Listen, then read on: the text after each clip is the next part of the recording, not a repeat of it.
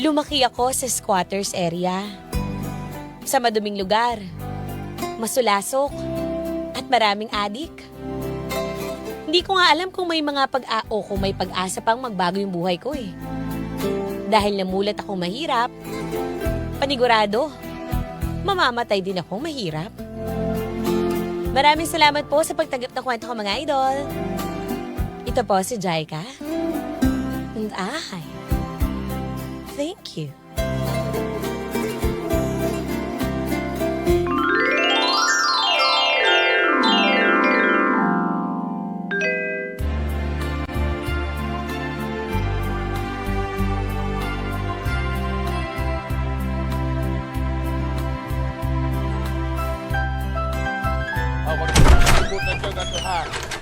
Magandang dyan.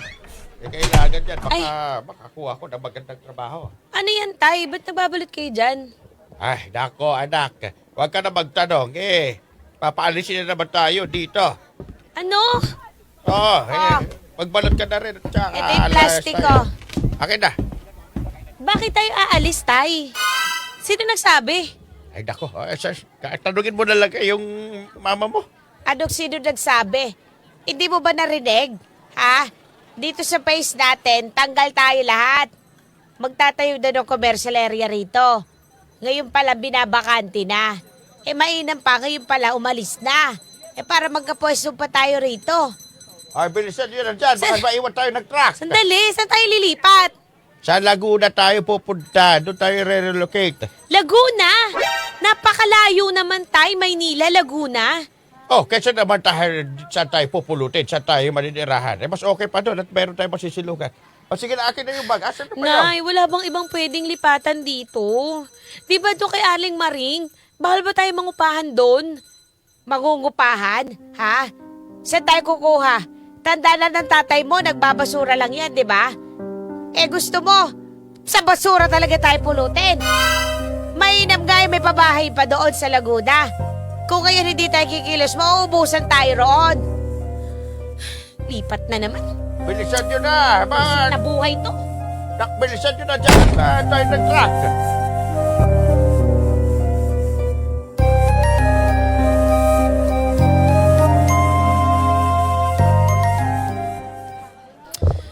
Ay, kakairita. Nalipat ba kayo? Sasabay kayo sa truck? Oo, ganun na nga. Ay, alam mo, nakakapagod na maglipat-lipat.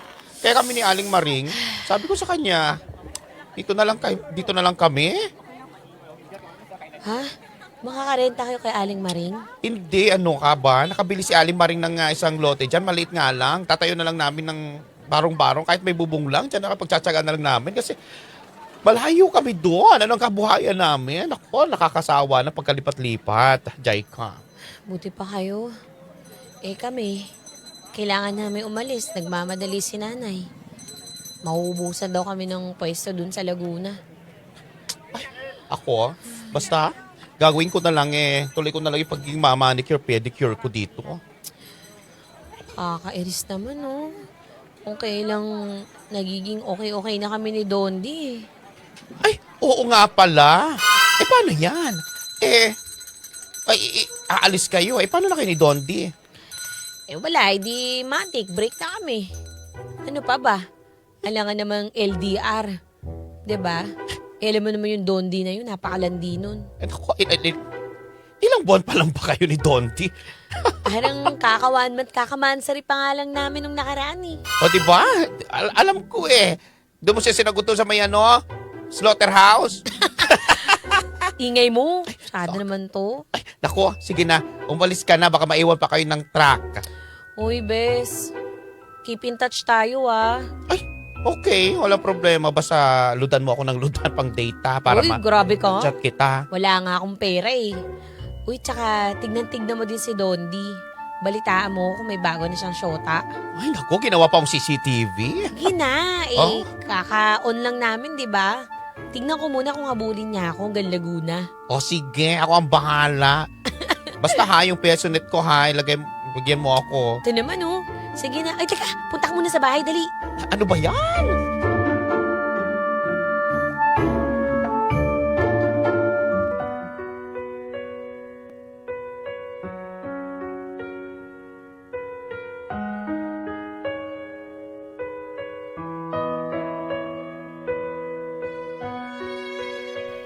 Mga idol, hindi ko na mabilang kung nakailang lipat bahay na kami. 6? 8? 10? Hindi ko na rin alam eh.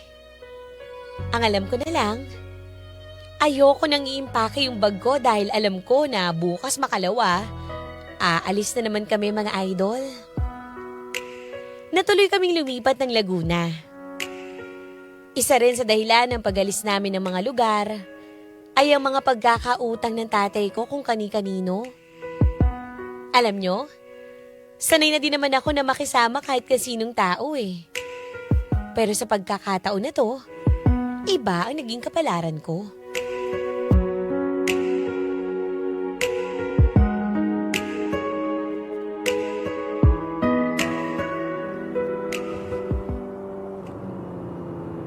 Dito na tayo. Dito na lang ako kasi masikip yung skinita namin eh. Kasi naman yung motor yata sa loob ah. Huwag na, naku baka pagtripan ka pa ng mga bata dyan. Oo, ako pa pagtitripan eh. O sige, dahil gusto mo dito lang. Dito lang. Oh, tahan-tahan. Hawak ka din sa braso ko. Teka lang. Taas ng motor mo? Ano ba yan? Oo.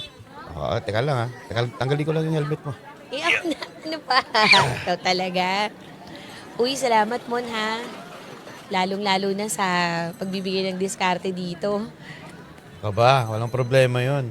Eh, sino ba magtutulungan kundi tayo lang. At saka pala, huwag mo kakalimutan. May ilalatag tayo mga ukay dun sa Baklaran. Layo naman, baklaran. Eh, gano'n talaga. Maaga lang tayo alis dito. Oo, sige. Sino ba na ako para tumanggi, di ba? Pera din yan. Uy, salamat Mon ha. Oo. Bon, ano ba? Sorry. Ba't mo kayo nalikat sa labi? Matagal ko na sana gustong gawin yan. Dahil parang nahuhulog na ako sa'yo.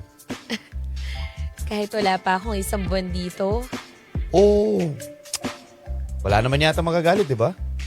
Meron ba? Wala no. Alam mo naman bagong lipat ako dito sa inyo eh. Teka, bago ako pumasok, ako muna dyan sa iskan dito. Dito ka muna sa tabi. Ano pa? May nakatingin sa atin oh, yung mga ibang tambay. Kilala mo ba yan? Hindi ko kilala yan. Tsaka wala namang pakilaman ng mga tao dito eh. Isa pa. Bago ko umalis. Okay lang? Sige. Eh, Wait lang. Hindi na baka makita tayo eh. Tagalan mo onte. Sige. Go!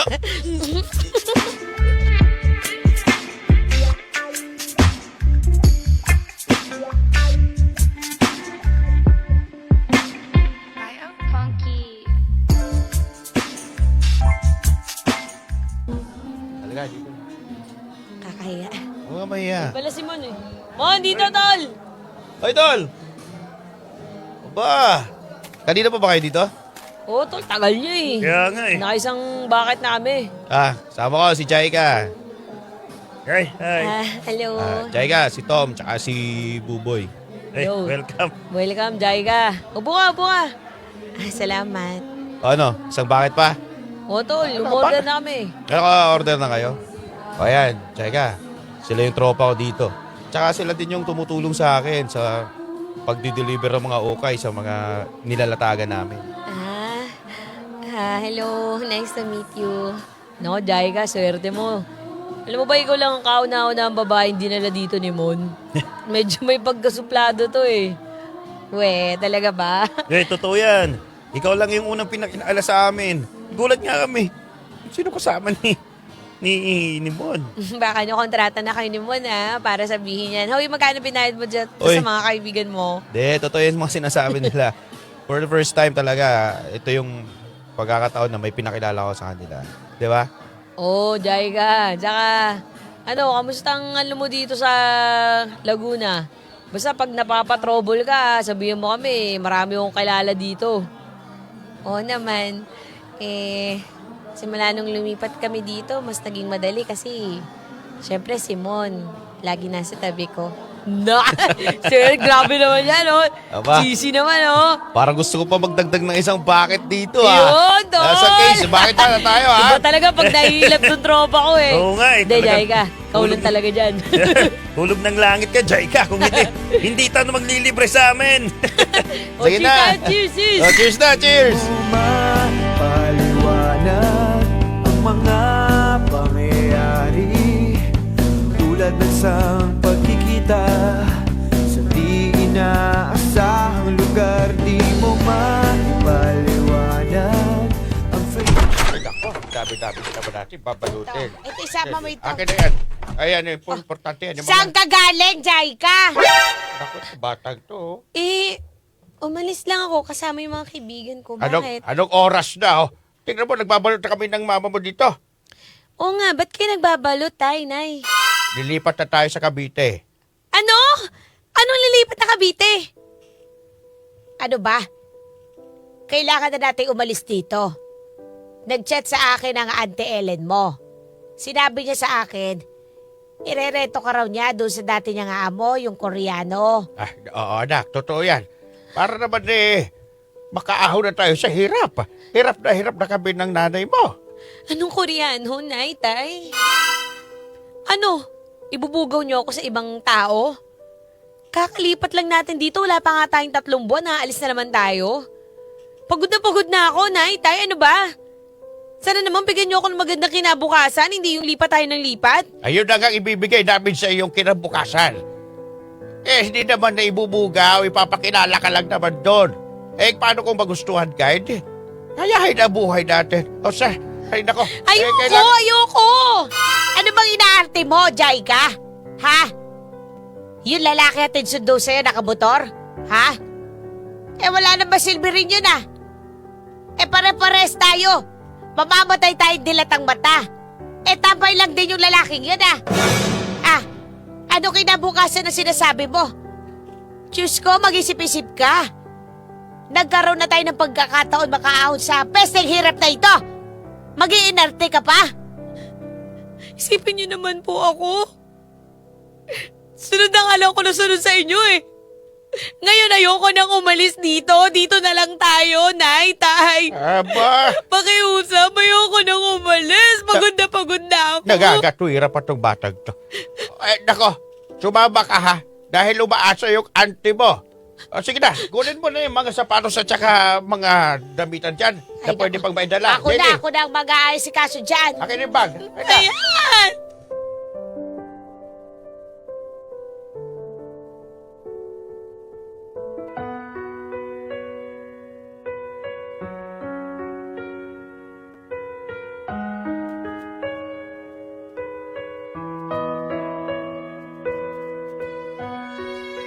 Mga idol, hindi ko alam kung anong trip ng mga magulang ko at naisipan nila akong ibugaw sa Koreanong kakilala ng auntie ko. At dahil labag sa loob ko, sinaway ko yung utos nila at nakipagtanan ako kay Mon. Naglayas ako sa bahay nang hindi nila nalalaman at hindi na ako bumalik pa mga idol. Pero sa kasawiang palad, nadawit sa gulo si Mon at nakuyog sila ng mga kabataan. At siya ring naging dahilan ng pagkasawi niya. Hindi rin nagtagal pinalayas ako ng mga magulang ni Mon dahil ako ang sinisisi nila sa panangyari sa kanya.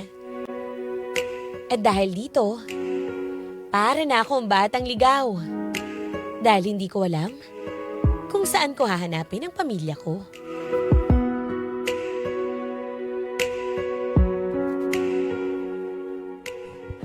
Grabe ha. Ang ganda na ng bahay niyo, Barbie. Ay, oo nga. Tingnan mo naman, oh. Kahit na patsi-patsi lang yung ginawa ni Aling Maring dyan, tingnan mo naman, nakapagsemento na. Oh. Kaya nga eh. Alam mo, pangarap ko yan. O, di naman, kahit walang pintura. Oo. Sabi ko sa'yo eh. Alam mo naman, di ba, yung pagkaalis ninyo dito, sinabi ko sa'yo na siguro dito na ako pamamatay. Dito na ako mamamatay ni Aling Maring. Charot. Pero ayun na nga. Ano ba? Nakahanap ka ba ng balita sa mga magulang ko? Tagal ko na rin naghahanap eh. Ay, bulong-bulungan nga dito, matagal na. Alam ko, di ba yung yung tatay mo at namatay dahil lang sa gasaan ng truck. Yun yung balita ko eh. Ayoko namang maniwala eh. Imposible yun. Ayoko maniwala na wala na si tatay. Si nanay hindi ko makita. Wala na ako cellphone, nasangla ko na eh. Hindi ko na alam gagawin ko. Hindi ko na alam kung saan ako pupunta. Wala na akong pera. Naku, kawawa ka naman pala. Be, sige na. Utangin mo lang ako. Kahit 2,000 lang. Naku, Bes, tingnan mo naman. Sinabi ko si Papa pagawa lang ng bahay namin. Parang awa nagastos mo na. namin ng... Parang awa mo na.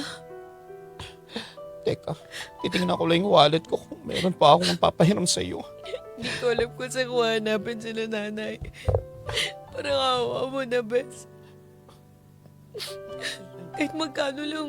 Chayka, 200 lang yung pera ko. Sige. Kunin ko na rin yan. Basta, kung may pagkakataon na bumalik ka dito, bumalik ka ha. Para kung meron na akong ipapahiram sa iyo, ibibigay ko na lang. Bes, meron ka ba lumang cellphone dyan? Meron. Teka, kunin ko lang. Hindi ko na ginagamit yun. Salamat. Hiramin ko muna.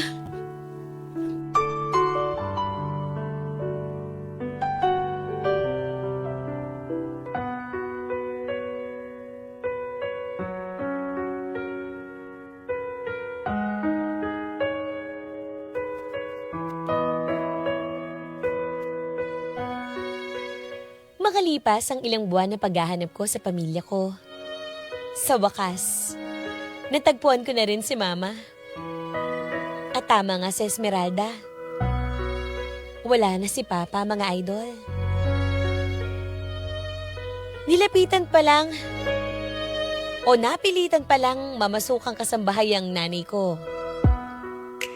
Dahil wala na siyang pantusto sa pangangailangan niya. Kahit matanda na siya, nagtrabaho pa rin siya, mga idol.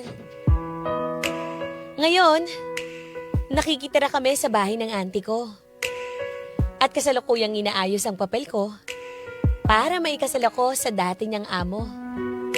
Yung Koreano na sinasabi niya matagal na. Alam niyo, mga idol, hindi ko alam kung ano pa bang tamang desisyon ang dapat kong gawin. Ang alam ko lang, gumawa ng paraan para mabuhay kami ng mama ko. Maraming salamat po sa pagbasa ng kwento ko. Muli ito po si Jaika. Gumagalang. Mga idol, may kwento ka bang gustong ilabas sa yaman o sakit? May handang makinig. I-chat mo lang kami sa Facebook page 93.9 IFM Manila para bigyang buhay dito sa IFM. Dahil ang kwento ng idol, maririnig ko na yarn. Hindi lang sa radyo. Ang IFM live drama ay nasa Spotify na rin. Available din sa YouTube at Facebook. Grabe naman yun! Ano masasabi ninyo, mga idol? Sa sinapit ni Zaika. Yan. Diba? Wala. De, actually, Life happens. kapit sa Oo. patalim na lang, di ba? Magkakapit sana siya sa patalim na lang. Kapit sa patalim. Di ba, ganun talaga. Pag gipit ka, talagang parang sinusubukan ka ng tadhana eh. No? Lahat naman ginagawa mo na tama. Lahat naman sinusubukan mo, pero parang hindi pa rin binibigay. Pero yun nga, sa lahat ng hirap, siguro meron talaga darating yung ginhawa sa buhay. Yes. Huwag ka lang susuko. Alam mo, madaling sabihin para sa amin na huwag ka sumuko. Oo. Kasi kung nandiyan ka sa sitwasyon, daddy mo, Mahirap. napakahirap talaga mag-proceed sa buhay, lalong lalo na kung wala kang pera. Mhm. Di ba parang lagi kang stress, di mo na alam yung direction na gagawin mo kung wala kang pera. Pero we hope, no, makahanap ka ng kahit silver lining para makapag-proceed ka sa buhay mo. Well, eto na nga, yung sabi niya, yung desisyon niya, hindi niya alam kung tama pa ba. Baka kapalaran niya talaga yun. O baka Di ba, kapalaran mo kapalaran mo talagang talaga makapangasawa ng apa. Oo, ng apam. Yung nga, sinusubukan ka lang. Baka hinindihan mo sa una, binalikan ka, parang ano yan Wala pa rin. boomerang, diba? Oh, hindi pa rin Babalik. taken yung apam. Baka Oo. para sa'yo talaga.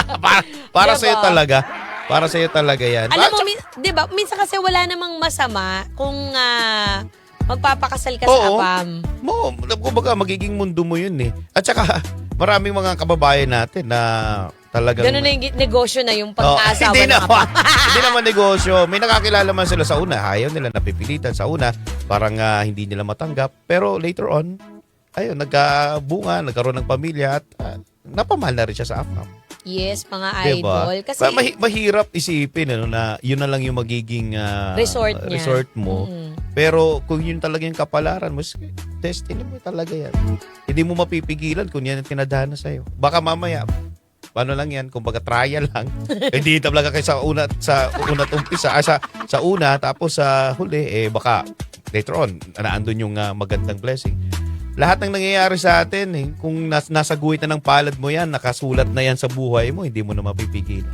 Yes, tama ka din naman dyan, Daddy Dong. Yep. Pero ang masasabi ko lang din sa'yo, Jaika, kung nasa point ka na ng in the verge of breaking down, 'di ba? Parang sunod ka na muna sa agos. Ayan. Kasi ang hirap kasi nun kung lagi mong pipigilan yung agos ng buhay 'di ba? Mas parang Mahirap.